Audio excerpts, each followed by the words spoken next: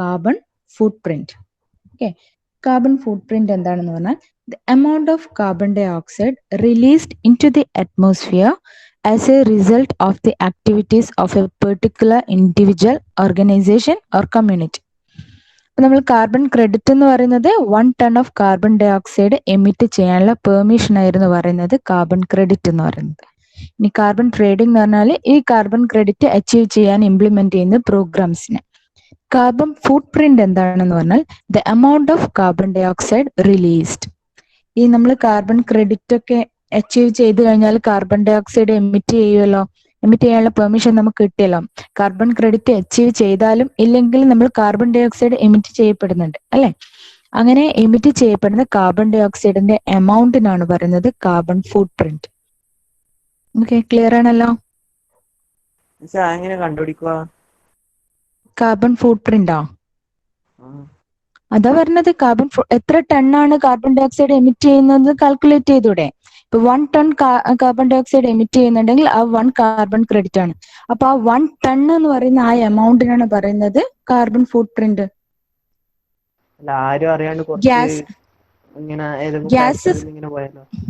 അതെ, gas emit ചെയ്യുമ്പം അത് ഗ്യാസ് എത്ര ഗ്യാസ് ആണോ എമിറ്റ് ചെയ്യുന്നത് അറ്റ്മോസ്ഫിയറിലെ ഓരോ ഗ്യാസിന്റെ ക്വാണ്ടിറ്റി കണ്ടുപിടിക്കാനുള്ള ടെക്നിക്സ് ഇല്ലേ. ഒരു ഇൻഡസ്ട്രി നടക്കുന്നുണ്ടെങ്കിൽ ആ ഇൻഡസ്ട്രിയിൽ നിന്ന് എത്രമാത്രം ഓരോ ഗ്യാസും ഗ്രീൻ ഹൗസ് ഗ്യാസസ് ഓരോ ഗ്യാസും എത്രമാത്രം എമിറ്റ് ചെയ്യപ്പെടുന്നുണ്ടെന്ന് കണ്ടുപിടിക്കാനുള്ള ടെക്നിക്സ് ഉണ്ടാവുമല്ലോ. അതിൽ ഈ കാർബൺ ഡൈ ഓക്സൈഡ് എത്രമാത്രം എമിറ്റ് ചെയ്യപ്പെടുന്നുണ്ട്, എത്ര ടൺ എമിറ്റ് ചെയ്യുന്നുണ്ട് ഓരോ ഇൻഡസ്ട്രിയിൽ, ആ എമിറ്റ് ചെയ്യുന്ന ആ എമൗണ്ടിനാണ് പറയുന്നത് carbon footprint. Okay, അറ്റ്മോസ്ഫിയറിലേക്ക് emit ചെയ്യപ്പെടുന്ന ആ ഗ്യാസിന്റെ കൗണ്ട്, ആ കൗണ്ടിനാണ് പറയുന്നത് carbon foot print. Okay.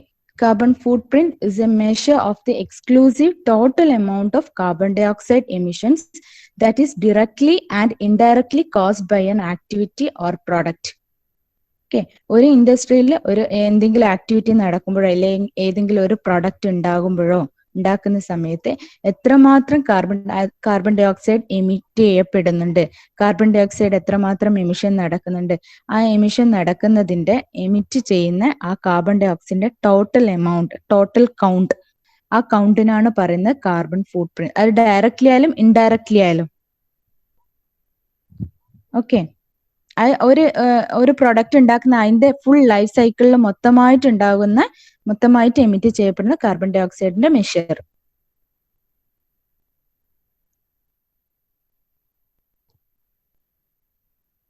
Okay,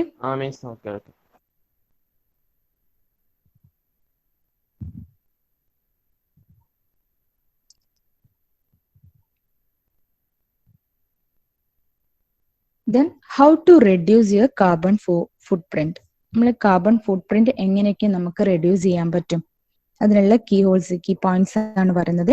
change to compact fluorescent light bulbs. അല്ലെ, നമ്മൾ പണ്ട് കാലത്ത് ഉണ്ടായിരിക്കുന്ന ബൾബ്സ് ഒക്കെ എന്തായിരുന്നു, നിങ്ങൾക്ക് തന്നെ അറിയാം. നിങ്ങളെ വീട്ടില് ഇപ്പൊ ഉള്ള LED ബൾബ്സ് പോലെയായിരുന്നോ പണ്ട് കാലത്ത് ഉണ്ടായിരുന്നത്? അല്ല, പണ്ട് കാലത്ത് ഉണ്ടായിരുന്നത് നമ്മൾ സാധാരണ ബൾബ്സിന്ന് കൂടുതലായിട്ട് ഹീറ്റ് എനർജി പ്രൊഡ്യൂസ് ചെയ്യും അല്ലെ. ഭയങ്കര ചൂടായിരുന്നു ആ ബൾബ്സിനൊക്കെ. അപ്പൊ ബൾബ് നമ്മൾ ഇലക്ട്രിക് കറണ്ട് കൊടുക്കുമ്പോൾ, ഇലക്ട്രിക് എനർജി കൊടുക്കുമ്പോൾ അത് കൺവേർട്ട് ചെയ്ത് ഹീറ്റ് എനർജി ആയിട്ട് കൺവേർട്ട് ചെയ്യായിരുന്നു. അതപ്പോ ചെറിയൊരു എമൗണ്ടിലാണെങ്കിൽ ഹീറ്റ് പ്രൊഡ്യൂസ് ചെയ്യുന്നുണ്ട്.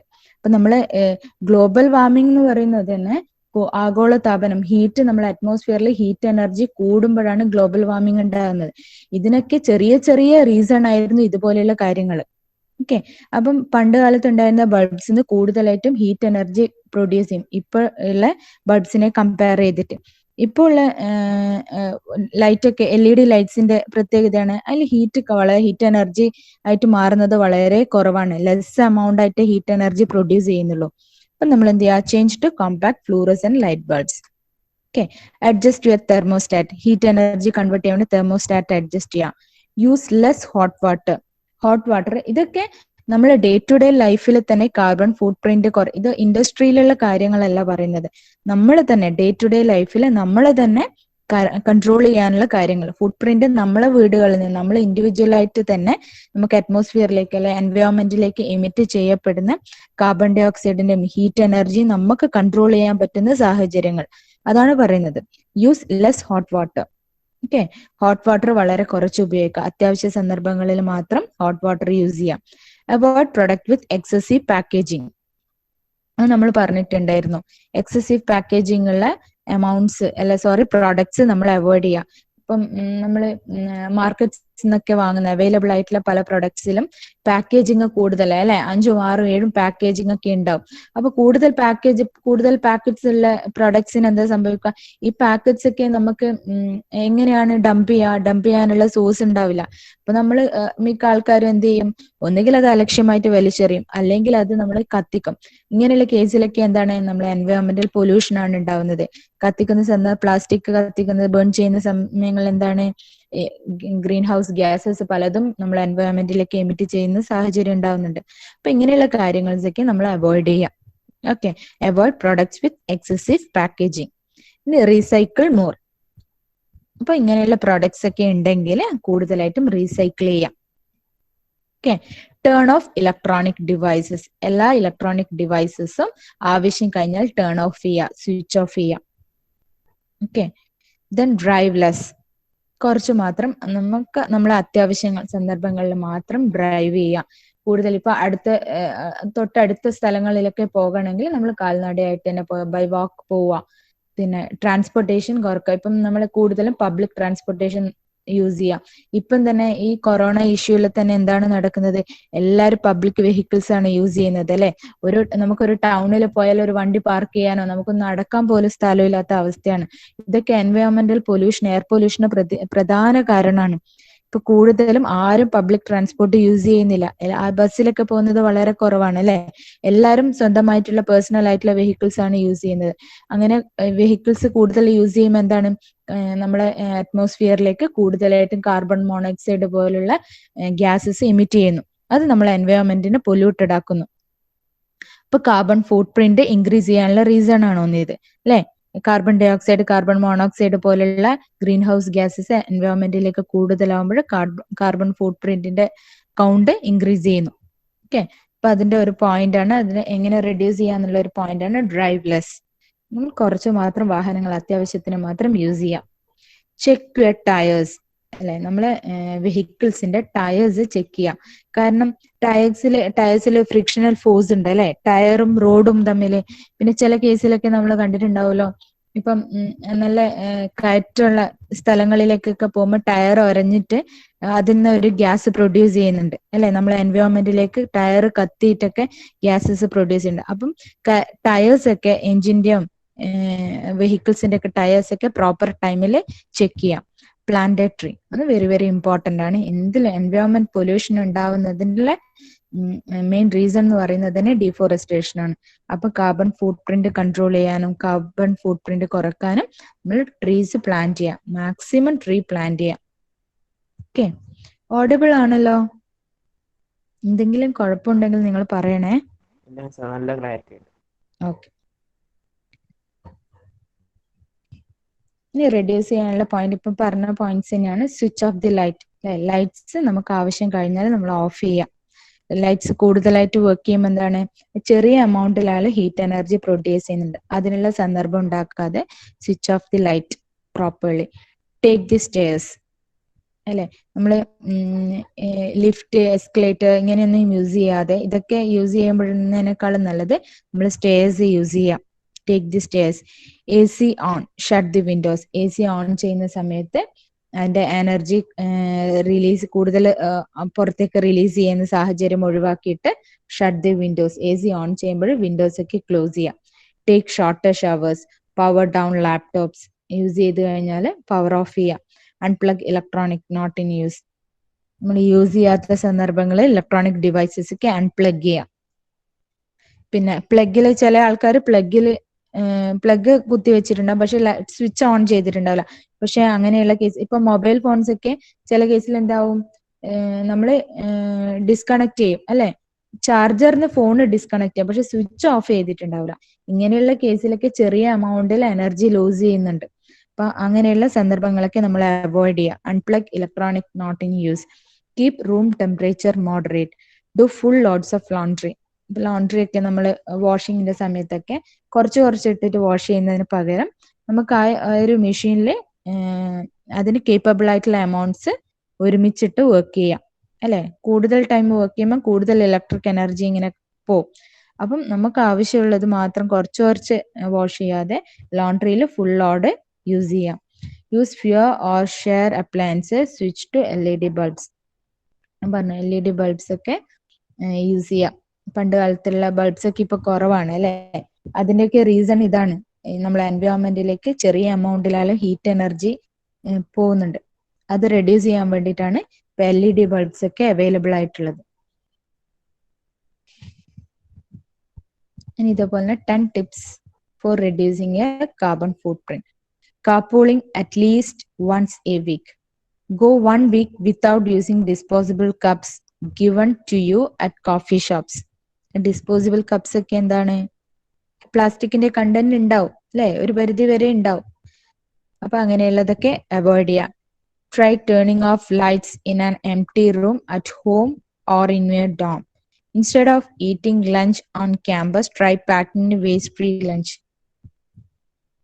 Then unplug your computer every night. Use only cold water to your laundry for 1 month. Try skipping a trip to the store and shop online. അല്ലെ, നമുക്കിപ്പോ കൂടുതലും drive ചെയ്യാതെ എല്ലാം ഓൺലൈനായിട്ട് അവൈലബിൾ ആവുന്ന സമയമാണ്. അപ്പം കൂടുതൽ ഈ ഫുട് പ്രിന്റ് ഒക്കെ കുറക്കാനുള്ള മെത്തേഡാണ് നമ്മൾ കൂടുതലായിട്ടും ഇങ്ങനെ ഡ്രൈവ് ചെയ്ത് പോവാതെ പ്രോഡക്ട്സ് ഓൺലൈനായിട്ട് ഷോപ്പ് ചെയ്യാം. നമ്മളെ കമ്പ്യൂട്ടറും ഇലക്ട്രോണിക് ഡിവൈസസ് ഒക്കെ അൺപ്ലഗ് ചെയ്യാം. പിന്നെ നമ്മൾ ലഞ്ച് കഴിക്കുമ്പോൾ നമ്മൾ ഡിസ്പോസിബിൾ ആയിട്ടുള്ള പാത്രങ്ങളിലൊക്കെ ലഞ്ച് കഴിക്കുന്നതിന് പകരം നമ്മുടെ ബോക്സിൽ തന്നെ സ്റ്റീൽ ബോക്സിലൊക്കെ ലഞ്ച് കഴിക്കാം. Try reducing your printing a little bit each day. Only print what is absolutely necessary. Cut your shower time by 2 minutes for 1 month. ഇതൊക്കെ ഒരു മന്തില് ഫുട് പ്രിന്റ് റെഡ്യൂസ് ചെയ്യുന്നുണ്ടോ നോക്കാനുള്ള മെത്തേഡ്സ് ആണ്.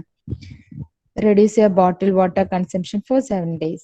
ഇങ്ങനെയുള്ള കാര്യങ്ങളൊക്കെ 7 days എന്നൊക്കെ പറയുന്നത് നമ്മളത് അതിന്റെ റിസർച്ച് നടത്തുന്നതാണ്. ഇതൊക്കെയാണ് കാർബൺ ഫുട് പ്രിന്റ് നമ്മളെ ഡേ ടു ഡേ ലൈഫിൽ കൺട്രോൾ ചെയ്യാനുള്ള ടിപ്സ്. ഇനി factors affecting carbon footprint. A large footprint could be caused by reliance on fossil fuels, increased use of technology, high level of importation, large production of carbon waste, high food consumption, meat-rich diets. ഇതൊക്കെയാണ് നമ്മൾ carbon ഫുട് പ്രിന്റിനെ effect ചെയ്യുന്ന factors. Carbon footprint increase ചെയ്യാനുള്ള കാരണങ്ങൾ അല്ലെ. എന്താണ്? Fossil ഫ്യൂവൽസിന്റെ അമിതമായ ഉപയോഗം. Fossil fuels അമിതമായിട്ട് ഉപയോഗിക്കുമ്പോഴും അത് ബേൺ ചെയ്യുമ്പോഴൊക്കെ നമ്മൾ കാർബൺ ഡൈ ഓക്സൈഡ് പോലുള്ള ഗ്യാസസ് അറ്റ്മോസ്ഫിയറിലേക്ക് എമിറ്റ് ചെയ്യുന്നുണ്ട്. ഇതൊക്കെ എമിറ്റ് ചെയ്യുന്ന കാർബൺ ഡൈ ഓക്സൈഡിന്റെ അളവ് കൂടാനുള്ള സാഹചര്യം ഉണ്ടാക്കുന്ന കാര്യങ്ങളാണ്. അപ്പം ഇതൊരു ഫാക്ടറാണ്. ഇൻക്രീസ് യൂസ് ഓഫ് ടെക്നോളജി അല്ലെ. ടെക്നോളജീന്റെ ഒക്കെ നമ്മൾ ഡീറ്റെയിൽഡ് സസ്റ്റൈനബിൾ ഡെവലപ്മെന്റും ടെക്നോളജിയും തമ്മിലുള്ള കണക്ഷനൊക്കെ നമ്മൾ പറഞ്ഞു. High level of importation. Then large production of carbon waste കൂടുതലായിട്ടും എമിറ്റ് ചെയ്യപ്പെടുമ്പോൾ അത് കാർബൺ ഡൈ ഓക്സൈഡിന്റെ എക്സസ് ആയിട്ട് കാർബൺ ഡൈ ഓക്സൈഡ് റിലീസ് ചെയ്യാനുള്ള സാഹചര്യം ഉണ്ട്. High food consumption. നമ്മളിപ്പം കൂടുതലായിട്ടും നമ്മൾ തന്നെ കൂടുതലായിട്ട് ഹാർഡ് വർക്ക് ചെയ്യുമ്പോൾ എന്താണ്, ഇപ്പം നമ്മൾ പിന്നെ ഓടുന്ന ആൾക്കാരൊക്കെ അല്ലെ, അത്ലറ്റിക്സിലൊക്കെ ഉള്ള ആൾക്കാർ കൂടുതലായിട്ട് ഓടുമ്പോൾ നമ്മൾ കൂടുതലായിട്ട് ബ്രീത്ത് ചെയ്യും. കൂടുതലായിട്ട് ഓക്സിജൻ നമുക്ക് വേണം. ഈ ഓക്സിജൻ നമ്മൾ ഇൻഹെയിൽ ചെയ്യുന്നതിനനുസരിച്ചിട്ടാണ് നമ്മൾ കൂടുതലായിട്ട് കാർബൺ ഡൈ ഓക്സൈഡ് ഇങ്ങനെ എൻവയോൺമെന്റിലേക്ക് നമ്മൾ എമിറ്റ് ചെയ്യപ്പെടുന്നുണ്ട്. അതല്ല മീറ്റ് റിച്ച് ഡയറ്റ്സ്, അതൊക്കെ ഫുഡ് പ്രിന്റിനെ എഫക്ട് ചെയ്യുന്ന ഫാക്ടേഴ്സ് ആണ്. Then footprint could be reduced by reduced resource consumption, recycling and reuse of resources, improved efficiency of resource use, reduced pollution, exploitation of waste, use of technology to increase carrying capacity and efficiency of land use, reduced population പറഞ്ഞു. reduce resource consumption അല്ലെ. നമ്മുടെ natural resource ഒക്കെ നമ്മൾ ആവശ്യത്തിന് മാത്രം use ചെയ്യാം. ഓവറായിട്ട് expose ചെയ്യാതെ, ആവശ്യത്തിന് മാത്രം ഓവർ കൺസംഷൻ നടക്കാതെ ആവശ്യത്തിന് മാത്രം യൂസ് ചെയ്യാം. Recycling and reuse of resources. അല്ലെ? അതൊക്കെ നമ്മൾ പറഞ്ഞു. ചില റിസോഴ്സസ് നമുക്ക് റീയൂസ് ചെയ്യാൻ പറ്റും. റീയൂസ് ചെയ്യാൻ പറ്റുന്ന കേസ് ആണെങ്കിൽ നമ്മൾ റീയൂസ് തന്നെ വേണം. അത് വീണ്ടും നമ്മൾ വൺ ടൈം യൂസ് കഴിഞ്ഞിട്ട് അത് കൂടുതലായിട്ടും നമ്മൾ എൻവയോൺമെന്റിലേക്ക് വലിച്ചെറിയാതെ റീയൂസ് ചെയ്യാൻ പറ്റുന്ന കേസിൽ റീയൂസ് ചെയ്യാം. ദെൻ റീസൈക്ലിംഗ്, അല്ലെ? അതൊക്കെ നമ്മൾ പ്ലാസ്റ്റിക്കിന്റെ കൺസംഷനിലൊക്കെ പറഞ്ഞു കഴിഞ്ഞു. പ്ലാസ്റ്റിക് പോലുള്ള മെറ്റീരിയൽസ് റീസൈക്കിൾ ചെയ്തിട്ട് പുതിയ പ്രൊഡക്റ്റ് ആക്കി മാറ്റാൻ പറ്റുവാണെങ്കിൽ അങ്ങനെ മാറ്റാം. അതൊക്കെ നമ്മുടെ കാർബൺ ഫുട് പ്രിന്റ് റെഡ്യൂസ് ചെയ്യാനുള്ള മെത്തേഡ്സ് ആണ്. Improved efficiency of resource use, reduce population reduce ചെയ്യുക, അല്ലെ? പോപ്പുലേഷൻ റെഡ്യൂസ് ചെയ്യുമ്പോഴെങ്ങനെയാണ് അത് കാർബൺ ഫുട് പ്രിന്റിനെ എഫക്ട് ചെയ്യുന്നത്? എങ്ങനെയായിരിക്കും? അഭിനവ് എന്ന് പറഞ്ഞേ, എങ്ങനെയാണ് പോപ്പുലേഷൻ റെഡ്യൂസ് ചെയ്യുമ്പോൾ കാർബൺ ഫുട് പ്രിന്റിനെ എഫക്ട് ചെയ്യാം? നമ്മള് കാർബൺ ഡൈ ഓക്സൈഡ് അല്ല പുറത്തിടുന്നത്. അതെ, പോപ്പുലേഷൻ റെഡ്യൂസ് ചെയ്യുമ്പോൾ കാർബൺ ഡൈ ഓക്സൈഡ് എമിറ്റ് ചെയ്യുന്നതിന്റെ കൗണ്ടും കുറയും, അല്ലെ? പോപ്പുലേഷൻ കുറയുമ്പോൾ അത്രയും ആൾക്കാർ കുറഞ്ഞിട്ടുണ്ടെങ്കിൽ തന്നെ കാർബൺ ഡൈ ഓക്സൈഡ് എമിറ്റ് ചെയ്യുന്നതിന്റെ എമൗണ്ടും നമുക്ക് കുറച്ചെടുക്കാൻ പറ്റും. പിന്നെ എക്സ്പോർട്ടേഷൻ ഓഫ് വേസ്റ്റ് നമ്മളെ വീടുകളിൽ നിന്നായാലും ഇൻഡസ്ട്രിയിലായാലും ഒക്കെ നമ്മൾ പുറത്തേക്ക് വിടുന്ന വേസ്റ്റ് പിന്നെ നമുക്ക് ഡംപ് ചെയ്യാൻ പറ്റാത്ത സാഹചര്യം, ഇനി ആ വേസ്റ്റ് വേറെ ഏതെങ്കിലും സ്ഥലങ്ങളിൽ ആവശ്യമുള്ള കേസ് വന്നേക്കാം, അല്ലെ? പല ഇൻഡസ്ട്രിയിലും അങ്ങനെയുള്ള വേസ്റ്റിന്റെ ആവശ്യമുണ്ടെങ്കിൽ അങ്ങനെയുള്ള വേസ്റ്റ് നമ്മൾ എക്സ്പോർട്ട് ചെയ്യാം. ഇങ്ങനെ എൻവയോൺമെന്റിലേക്ക് വലിച്ചെറിയാതെ എക്സ്പോർട്ട് ചെയ്യാം. വേറെ ഉള്ള പ്ലേസിൽ ആ വേസ്റ്റ് കൊണ്ട് പല ആവശ്യങ്ങളിൽ, ഇപ്പൊ നമ്മള് ചില കേസിൽ ചില പച്ചക്കറി വേസ്റ്റ് ഒക്കെ ഉണ്ടാകുന്ന വല്ല ഇൻഡസ്ട്രി ഉണ്ടെങ്കിൽ ഈ വേസ്റ്റ് ഒക്കെ നമുക്ക് ക്രോപ്സിന്റെ ഡെവലപ്മെന്റ്, അഗ്രികൾച്ചർ ഫീൽഡിലേക്കൊക്കെ ആവശ്യമായി വരും. അപ്പൊ അങ്ങനെ ഉണ്ടെങ്കിൽ അങ്ങനെയുള്ള കാര്യങ്ങൾ എക്സ്പോർട്ട് ചെയ്യാം. പിന്നെ യൂസ് ഓഫ് ടെക്നോളജി, ഓക്കെ, ഇതൊക്കെയാണ് factors. Then activities that affect the carbon footprint of individuals. Home heating depends on fuel source and amount used. The home heating എന്ന് പറഞ്ഞു. Diet, meat, eat a vegetarian or vegan, conventionally farmed fruits or organic produce. Then activities that affect carbon footprint of individuals. Car travel, air travel, boat travel. Car travel depends on distance driven, fuel efficiency and number of passenger per vehicle. Air travel depends on distance and number of flights. Takeoff and landing use large amounts of fuel. So 2 short flights produce more carbon than 1 long flight of comparative distance. Okay. Boat travel depends on distance traveled. Fuel efficiency and size of the boat can produce up 6 to 8 times more carbon dioxide than an airplane traveling the some distance. Okay. ഇതൊക്കെയാണ് ഈ car travel, air travel, boat travel. ഇതൊക്കെ നമ്മുടെ സാഹചര്യത്തിനനുസരിച്ച് മാത്രം use ചെയ്യാം. Okay, ഇതൊക്കെയാണ് നമ്മളെ carbon ഫുട് print നമ്മൾക്ക് തന്നെ പേഴ്സണലി നമുക്ക് കുറക്കാനുള്ള റീസൺസ്. പിന്നെ ഹോം ഹീറ്റിംഗ്, ഡയറ്റ്, അതൊക്കെ ഒന്ന് കൺട്രോൾ ചെയ്യാം. ഇനി അടുത്ത സെക്ഷനാണ് legal provisions on environment.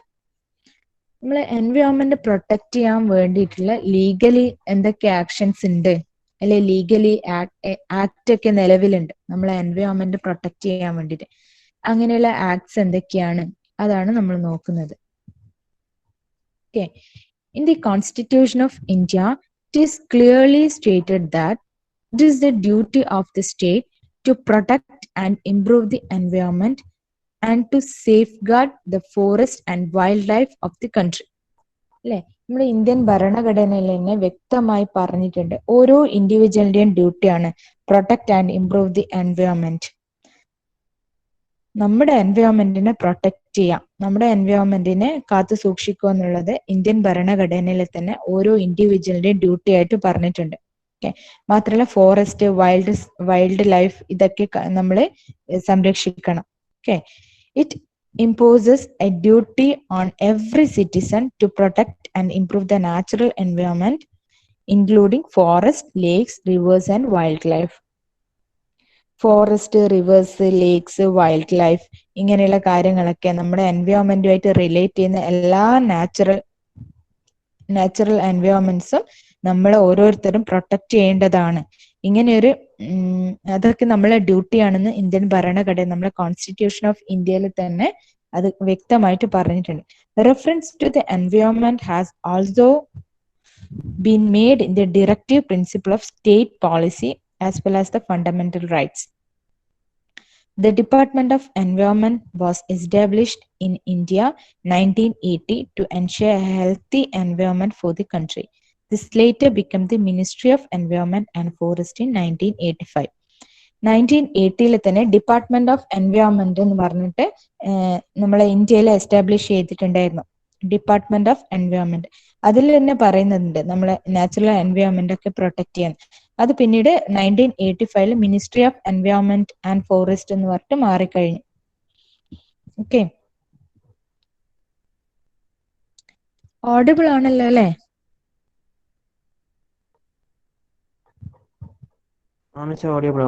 Okay.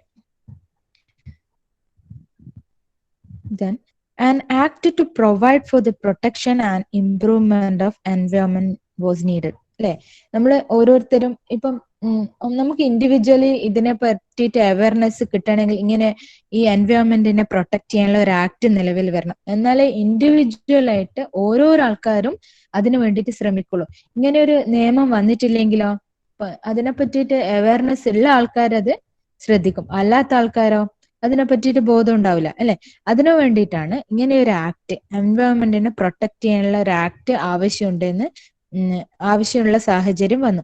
Whereas the decision were taken at the United Nations Conference on the Human Environment held at Stockholm in June 1972 to take appropriate steps for the protection and improvement of human environment. അപ്പൊ നമ്മള് എൻവയോൺമെന്റിനെ protect ചെയ്യാനും എൻവയോൺമെന്റിന്റെ ഇംപ്രൂവ്മെന്റിന് വേണ്ടിയിട്ട് യുഎന്റെ കോൺഫറൻസിൽ 1972 ഇങ്ങനെ ഒരു law establish ചെയ്യണം എന്നുള്ള ഒരു കൺസെപ്റ്റ് വന്നു. The Environment Protection Act was introduced after the Bhopal gas tragedy. Actually ഇന്ത്യയിൽ ഇത് ഇംപ്ലിമെന്റ് ചെയ്യാനുള്ള മെയിൻ റീസൺ എന്ന് പറയുന്നത് 1986 ഭോപ്പാൽ വിഷവാതക ദുരന്തം നടന്നിട്ടുണ്ടായിരുന്നു അല്ലെ. എങ്ങനെയാണ് നടന്നത്? മീഥൈൽ ഐസോസയനേറ്റ് എന്ന് പറയുന്ന ഒരു ഗ്യാസ് പ്രൊഡ്യൂസ് ചെയ്യുന്ന കമ്പനിയിൽ വാതകത്തിന്റെ ആ എഞ്ചിനിൽ ചോർച്ചയുണ്ടായി. അതില് യെസ്, ലീക്കേജ് ഉണ്ടായി. അതിൽ എക്സസ് ആയിട്ടും വാട്ടർ അതിന്റെ ഉള്ളിലേക്ക് കയറേണ്ട അവസ്ഥ വന്നു. അപ്പൊ അത് വാട്ടറും ഈ ഗ്യാസുമായിട്ട് റിയാക്ഷൻ നടന്നിട്ട് അതിലൊരു എക്യുപ്മെന്റ് ഉണ്ടായിരുന്നു. ആ കൂടുതലായിട്ടും പ്രഷർ വന്നിട്ടുണ്ട് ആ എക്യുപ്മെന്റിന്. ആ പ്രഷർ കൂടിക്കഴിഞ്ഞാൽ ഗ്യാസ് എന്തായാലും എൻവയോൺമെന്റിലേക്ക് റിലീസ് ചെയ്യലോ. അപ്പൊ അത് കൺട്രോൾ ചെയ്യാൻ പറ്റാത്ത സാഹചര്യം വന്നപ്പോൾ ഈ ഗ്യാസ് എൻവയോൺമെന്റിലേക്ക് റിലീസ് ചെയ്യപ്പെട്ടു. അതിൽ തൽക്ഷണം തന്നെ 15,000 ആൾക്കാർ മരണപ്പെട്ടു. ഇന്നും അതിന്റെ ആഫ്റ്റർ എഫക്ട്സ് അനുഭവിക്കുന്നുണ്ട് കുറെ ആൾക്കാർ. 2 ലക്ഷത്തിൽ കൂടുതൽ ആൾക്കാർ അഹമ്മദാബാദിൽ ഒന്ന് നടന്നിട്ടുണ്ടായിരുന്നു. പബ്ജി കളിക്കുന്ന പിള്ളേർ രക്ഷിച്ചേ. യെസ്. അതിനു മുന്നേ ഈ കേസിന് മുന്നേ അഹമ്മദാബാദിൽ ഇതേപോലെ ഒരു വിഷവാതക ദുരന്തം നടന്നിട്ടുണ്ടായിരുന്നു. നമ്മൾ ഈ ഇംപ്ലിമെന്റ് ചെയ്യാൻ വേണ്ടിയിട്ടുള്ള മെയിൻ റീസൺ എന്ന് പറയുന്നത് ഈ ഭോപ്പാൽ ഗ്യാസ് ട്രാജഡിയാണ്. കാരണം ഒരു ദിവസം തന്നെ 15,000 ആൾക്കാരാണ് ഈ വിഷവാതകം ശ്വസിച്ചിട്ട് മരിച്ചത്. മനുഷ്യര് മാത്രമല്ല, മനുഷ്യരും മൃഗങ്ങളും. പിന്നെ അതിന്റെ ഇമ്പാക്ട് പല ആൾക്കാർക്കും പലതരത്തിലാണ്. പിന്നെ കുറെ ആൾക്കാര് അംഗവൈകല്യം ഉണ്ടായി, പിന്നെ കണ്ണിന് കാഴ്ചശക്തി നഷ്ടപ്പെട്ടു, പല കുട്ടികളിലും പിന്നെ മാനസിക വൈകല്യം, അങ്ങനെയുള്ള ഒരു സന്ദർഭങ്ങളൊക്കെ ഉണ്ടാവേണ്ട സാഹചര്യം വന്നു ഈ ഒരു മീഥൈൽ ഐസോസയനേറ്റ് എന്ന് പറയുന്ന വിഷവാതകം ശ്വസിച്ചിട്ട്. അപ്പം ഈ ഒരു കേസിലാണ്, ഈ ഭോപ്പാൽ ഗ്യാസ് ട്രാജഡി നടന്നതിന് ശേഷമാണ് എൻവയോൺമെന്റിനെ പ്രൊട്ടക്ട് ചെയ്യാനുള്ള ഒരു ആക്ട് എന്തായാലും നിർബന്ധമായിട്ടും വേണം എന്നുള്ള ഒരു സ്ഥിതിയിലെത്തിയത്. ഈ ആക്ട് നിലവിൽ വന്നത് 1986 കേട്ടോ. ഈ ഭോപ്പാൽ ഗ്യാസ് ട്രാജഡി നടന്ന ആ വർഷം തന്നെയാണ് ഇങ്ങനെ ഒരു പ്രൊട്ടക്ഷൻ ആക്ട് നിലവിൽ വന്നത്. ഇനി അതിന്റെ objectives: providing for the protection and improvement of environment. Main objective എന്ന് പറയുന്നത് നമ്മുടെ എൻവയോൺമെന്റിനെ പ്രൊട്ടക്ട് ചെയ്യുക, എൻവയോൺമെന്റിന്റെ സംരക്ഷണത്തിന് വേണ്ടിയിട്ട് ഇംപ്രൂവ് ചെയ്യാനുള്ള കാര്യങ്ങൾ ഇംപ്ലിമെന്റ് ചെയ്യാം. Then preventing environmental pollution in all its forms. Environmental pollution prevent ചെയ്യുക. അത് ഏത് പൊല്യൂഷൻ അല്ല, എയർ പൊല്യൂഷൻ ആയിക്കോട്ടെ, വാട്ടർ പൊല്യൂഷൻ ആയിക്കോട്ടെ, നോയിസ് പൊല്യൂഷൻ ആയിക്കോട്ടെ, എല്ലാ വിധത്തിലുള്ള എൻവയോൺമെന്റ് പൊല്യൂഷൻ പ്രിവെന്റ് ചെയ്യുക, മാക്സിമം പ്രിവെന്റ് ചെയ്യുക. ടു ടാക്കിൾ സ്പെസിഫിക് എൻവയോൺമെന്റൽ problems that are peculiar to different parts of the country. Okay, then ഇതൊക്കെയായിരുന്നു എൻവയോൺമെന്റൽ പ്രൊട്ടക്ഷന്റെ ഈ ആക്ടിന്റെ objectives. Then, environmental protection is a practice of protecting the natural environment on individual, organizational, or governmental levels for the benefit of both the natural environment and humans. Due to pressures of population and technology, the biophysical environment is being degraded, sometimes permanently. This has been recognized, and governments have begun placing restraints on activities that cause environmental degradation. Since 1960s, activity of environmental movements has created awareness of the various environmental issues. There is no agreement on the extent of the environmental impact of human activity, and protection measures are occasionally criticized.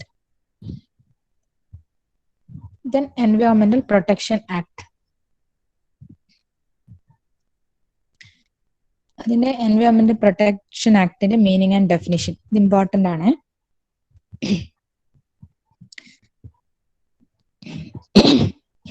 The environment contains air, water, food, and sunlight. Environment affects all the living creatures, including the plants and trees. A number of necessities of life are fulfilled rather derived from the environment. Thus, it can be said that the environment is the life support system. Okay. എന്താണ് പറയുന്നത്? Environment contains air, water, food and sunlight. അല്ലെ, നമ്മളെ എൻവയോൺമെന്റിലെ പ്രധാന ഘടകങ്ങളാണ് air, water, food, sunlight. Okay, environment effects all the living creatures including plants and trees. നമ്മളെ ഹ്യൂമൻസിനെ മാത്രമല്ല, ഈ environment എല്ലാവിധ ലിവിംഗ് തിങ്സിനെയും എഫക്ട് ചെയ്യുന്നത്. ഹ്യൂമൻസിനെയും പ്ലാന്റ്സ്, ട്രീസ്, എല്ലാത്തിനെയും, ആനിമൽസ് എല്ലാത്തിനെയും എഫക്ട് ചെയ്യുന്നുണ്ട് environment. A number of necessities of life are fulfilled rather derived from the environment. Thus, it can be said that the environment is the life support system. അപ്പൊ നമ്മൾ life മുന്നോട്ട് പോകണമെങ്കിൽ, ഹ്യൂമൻസിന്റെ ആയാലും ആനിമൽസിന്റെ ആയാലും പ്ലാന്റ്സിന്റെ ആയാലും ലൈഫ് മുന്നോട്ട് പോകണമെങ്കിൽ ഒരു ലൈഫ് സപ്പോർട്ട് സിസ്റ്റം എന്ന് പറയുന്നത് തന്നെ എന്താണ്? എൻവയോൺമെന്റ് ആണ്. അല്ലെ, നമ്മൾ പൊല്യൂട്ടഡ് ആയിട്ടുള്ള എൻവയോൺമെന്റ് ആണ് നമ്മളെ അറ്റ്മോസ്ഫിയറിൽ ഉള്ളതെങ്കിൽ എന്തായിരിക്കും? നമ്മളെ ലൈഫ് തന്നെ വളരെ അപകടം നിറഞ്ഞതായിരിക്കും. അല്ലെ, ഇപ്പൊ എയർ, വാട്ടർ ഇതൊക്കെ സംരക്ഷിക്കേണ്ടത്, എയർ, വാട്ടർ, ഫുഡ്, സൺലൈറ്റ് ഇതൊക്കെ സംരക്ഷിക്കേണ്ടത് നമ്മൾ ഓരോരാളുടെയും ഉത്തരവാദിത്തമാണ്. Okay, then according to R.K. Patchett, environment may be defined as the sum total of all conditions and influences that affect the development and life of organism. അതൊന്ന് ആ coat ഒന്ന് not ചെയ്ത് വെക്കാം കേട്ടോ. അപ്പൊ എൻവയോൺമെന്റ് ആണ് നമ്മളെ ലൈഫ് സപ്പോർട്ട് സിസ്റ്റം എന്ന് പറയുന്നത് തന്നെ എന്താണ്? നമ്മുടെ ചുറ്റുമുള്ള എൻവയോൺമെന്റ് ആണ്. അപ്പൊ എൻവയോൺമെന്റിനെ സംരക്ഷിക്കുക എന്ന് പറയുന്നത് നമ്മൾ ഓരോരുത്തരുടെയും ഉത്തരവാദിത്തമാണ്. The scope of the act. The potential scope of the act is broad, with environment defined to include water, air, land, and interrelationship which exists among this and human beings and other living creatures, plants, microorganisms, and property. Okay. The Section 3(1) of Act empowers the Center to take all such measures as it deems necessary or expedient for the purpose of protecting and improving the quality of the environment and preventing, controlling, and abating environment pollution. The main scope എന്ന് പറയുന്നത് തന്നെ നമ്മുടെ എൻവയോൺമെന്റിനെ protect ചെയ്യാം, improve the quality of the environment. എൻവയോൺമെന്റിന്റെ quality improve ചെയ്യാനാണ് എന്തൊക്കെ നമുക്ക് ഇംപ്ലിമെന്റ് ചെയ്യാൻ പറ്റും അതൊക്കെ ഇംപ്ലിമെന്റ് ചെയ്യാം. കൺട്രോൾ ആൻഡ് പ്രിവെന്റിങ് എൻവയോൺമെന്റൽ പൊല്യൂഷൻ. അല്ലെ, എൻവയോൺമെന്റ് പൊല്യൂഷൻ ഉണ്ടാക്കുന്ന സാഹചര്യങ്ങൾ മാക്സിമം അവോയ്ഡ് ചെയ്യാം. എൻവയോൺമെന്റ് പ്രൊട്ടക്ട് ചെയ്യുക, എൻവയോൺമെന്റിന്റെ ക്വാളിറ്റി ഇംപ്രൂവ് ചെയ്യുക, എൻവയോൺമെന്റൽ പൊല്യൂഷൻ ഉണ്ടാക്കുന്ന സന്ദർഭങ്ങൾ, പൊല്യൂഷൻ ഉണ്ടാക്കുന്ന സാഹചര്യങ്ങൾ പ്രിവെന്റ് ചെയ്യുക, കൺട്രോൾ ചെയ്യുക. ഇതൊക്കെയായിരുന്നു എൻവയോൺമെന്റ് പ്രൊട്ടക്ഷൻ ആക്ടിന്റെ scope. Then objects of the act.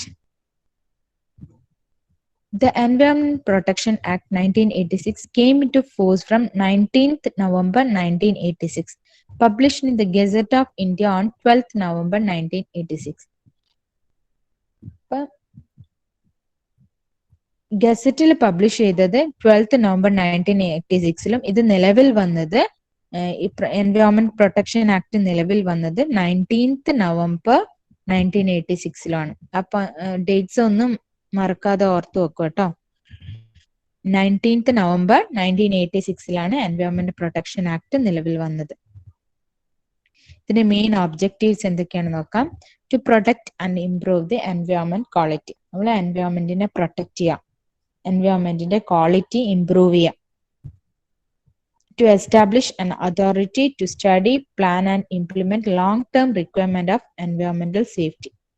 Okay, എൻവയോൺമെന്റിന്റെ സംരക്ഷണത്തിക്ക് വേണ്ടിയിട്ട് ഒരു അതോറിറ്റി, ഇതിനൊക്കെ പറ്റിയിട്ട് പഠിക്കാനും ഇതിനെ എൻവയോൺമെന്റിനെ പ്രൊട്ടക്ട് ചെയ്യാനുള്ള പ്ലാനൊക്കെ ഇംപ്ലിമെന്റ് ചെയ്യാൻ വേണ്ടിയിട്ട് ഒരു അതോറിറ്റി എസ്റ്റാബ്ലിഷ് ചെയ്യാം. എൻവയോൺമെന്റിലെ സേഫ്റ്റിക്ക് അല്ലെ, എൻവയോൺമെന്റ് സംരക്ഷിക്കാൻ വേണ്ടിയിട്ട് ഒരു അതോറിറ്റി ഇംപ്ലിമെന്റ് ചെയ്യാം. ഇങ്ങനെയുള്ള അതോറിറ്റി ഇതിനെ എൻവയോൺമെന്റിനെ പ്രൊട്ടക്ട് ചെയ്യാൻ വേണ്ടിയിട്ടുള്ള സ്റ്റഡി ചെയ്യാം, പ്ലാൻ ചെയ്യാനൊക്കെ വേണ്ടിയിട്ട് ഒരു അതോറിറ്റി എസ്റ്റാബ്ലിഷ് ചെയ്യാം. To give in directions and to coordinate systems of adequate response to emergency situations threatening the environment. Okay, environment threatening the environment എന്ന് പറയുന്നത് പിന്നെ പല എൻവയോൺമെന്റിലും പല ഡിസാസ്റ്റേഴ്സ് ഒക്കെ സംഭവിക്കുന്നുണ്ട് അല്ലെ. പിന്നെ ഫ്ലഡ് അല്ലെങ്കിൽ ഭൂകമ്പം ഇങ്ങനെയുള്ള കാര്യങ്ങളൊക്കെ നടക്കുന്നുണ്ട്. അതിനെ പറ്റിയിട്ടുള്ള സ്റ്റഡി ചെയ്യാൻ വേണ്ടിയിട്ട് ഈ അതോറിറ്റി ഹെൽപ്പ് ചെയ്യും. ഓക്കെ, ഇങ്ങനെ ഒരു കോർഡിനേറ്റ് സിസ്റ്റം ഇംപ്ലിമെന്റ് ചെയ്യാം. ഇങ്ങനെയുള്ള ത്രെട്ടണിങ് ആയിട്ടുള്ള കാര്യങ്ങൾ എൻവയോൺമെന്റിൽ ഡിസാസ്റ്റേഴ്സ് ഒക്കെ നമുക്ക് പ്രിവെന്റ് ചെയ്യാൻ വേണ്ടിയിട്ട് ഇതിനെ പറ്റിയിട്ടൊക്കെ പഠിക്കാൻ വേണ്ടിയിട്ടുള്ള ഒരു സപ്പോർട്ട് സിസ്റ്റം ഉണ്ടാകാൻ വേണ്ടിയിട്ടുള്ള അതോറിറ്റിനെ എസ്റ്റാബ്ലിഷ് ചെയ്യാം. Then remedies for environmental pollution. എന്തൊക്കെയാണ് എൻവയോൺമെന്റൽ പൊല്യൂട്ടഡ് ആക്കുന്ന ഇതിനു വേണ്ടിയിട്ടുള്ള റെമഡീസ്, അതാണ് നോക്കുന്നത്. അതിന്റെ 3 ടൈപ്പായിട്ട് കൺവേർട്ട് ചെയ്തിട്ടുണ്ട്. Civil remedies, criminal remedies and others. Civil remedy എന്ന് പറഞ്ഞാൽ the civil remedies for environment pollution are available in the nature of compensation or damages to the victim and cost to recover the disturbed ecological balance of the environment. Audible അല്ലേ? Hello,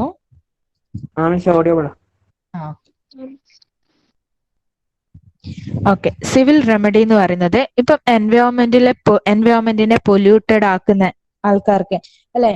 ഇപ്പൊ നമ്മൾ തന്നെ നമ്മളെ നാട്ടിലൊക്കെ നമ്മൾ കാണാം, പിന്നെ വീടുകളിലുള്ള waste ഒക്കെ എന്തായിരിക്കും വല്ല പുഴകളിലോ അങ്ങനെയൊക്കെ ഡംപ് ചെയ്യുന്നുണ്ട് പല ആൾക്കാരും. ഇപ്പം പണ്ടത്തെ പോലെയല്ല, കൂടുതൽ സ്ഥലങ്ങളിൽ CCTV ഒക്കെ ഉണ്ട്. അപ്പൊ CCTVയിലൂടെയൊക്കെ കണ്ടിട്ട് പല ആൾക്കാർക്കും ഫൈൻ ഈടാക്കേണ്ട അവസ്ഥ വരുന്നുണ്ട് അല്ലെ. അപ്പം ഇതൊക്കെ ഈ എൻവയോൺമെന്റിനെ പൊല്യൂട്ടഡ് ആക്കാൻ വേണ്ടിയിട്ടുള്ള ഈ ആക്ടിലുള്ള കാര്യങ്ങളാണ്. അതിന്റെ ഫസ്റ്റ് പോയിന്റ് ആണ് civil remedies. The civil remedies for environment pollution are available in the nature of compensation or damages to the victim and cost to recover the disturbed ecological balance of the environment. ഇനി അടുത്ത criminal remedies. These remedies are available by the way penal action or punishment. കൂടുതലായിട്ടും എൻവയോൺമെന്റിന് ഇപ്പം പല industries എന്നൊക്കെ ആണെങ്കിൽ പല വിഷവാതകങ്ങളും ഒക്കെ ലേക്സിലും റിവേഴ്സിലൊക്കെ പിന്നെ അവർ കൊണ്ടുപോയി ഡംപ് ചെയ്യും അല്ലെ. അങ്ങനെ സ്യൂവേജ് വാട്ടർ ഒക്കെ പിന്നെ പല ലേക്സിലും ആണ് ഡിസ്പോസ് ചെയ്യുന്നത്. അങ്ങനെയുള്ള കേസിലൊക്കെ അത് പിടിക്കപ്പെട്ടാൽ എന്താണ് പീനൽ ആക്ഷനും പണിഷ്മെന്റും കൊടുക്കുന്നുണ്ട്. Okay, any other remedies? The other remedies for environmental pollution are available as remedies under constitutional law, remedies under law of torts. ഈ കോൺസ്റ്റിറ്റ്യൂഷൻ ലോന്റെ ലോ ഓഫ് ടോർട്സിന്റെയും അണ്ടറിൽ പിന്നെ ഇങ്ങനെ എൻവയോൺമെന്റ് പൊല്യൂട്ടഡ് ആക്കുന്നതിന് പല ആക്ഷൻസും നിലവിൽ വന്നിട്ടുണ്ട്.